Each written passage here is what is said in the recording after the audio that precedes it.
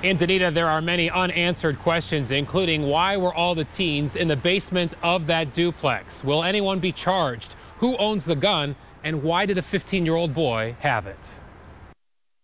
Somebody got shot in our basement. Someone got shot. It's a shooting. Around 7 o'clock last night, heartbreaking 911 calls poured in following gunfire inside this house in the 200 block of Grand Avenue in Akron. Several teens had gathered in this basement. One of them had a .38 caliber revolver. Bro, my heart hurts so bad, bro. Lieutenant Rick Edwards says 15-year-old Arnez Kendrick accidentally shot his 14-year-old friend. According to several of the other kids that were in the basement, 15-year-old pulled out a gun out of his waistband, accidentally fired a shot and struck the 14-year-old in the head. Police believe Kendrick then panicked and shot and killed himself. The other boy taken to an Akron hospital in critical condition.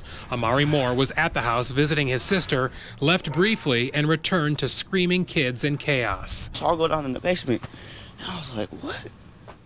I was like, because I just left like 5 minutes ago. Amari knows both of the boys. There was little he could do to help. You see what happened, this is not the road that people want to take. I'm just going to put it like that. Investigators believe adults were home at the time of the double shooting, but were not in the basement. This is truly a tragic accident, but you do have to look at young kids carrying guns today. And a key question remains: how did the 15-year-old get his hands on the gun?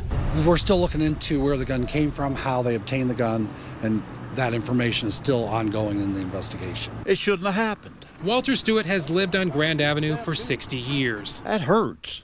That even hurts the neighbors, He doesn't understand why a kid had a gun and says this needs to be a wake-up call for parents. Pay more close attention to them. Have a sit down and talk with them. Join in on them. A woman living at that house told our partners at the Akron Beacon-Journal that those teens were not welcome in the basement, that she has told them to leave previous times. None of them should have been there last night, she told the Akron Beacon-Journal. She also says the 15-year-old boy was the one who brought the gun into that house. Live in Akron tonight, Bob Jones, News 5.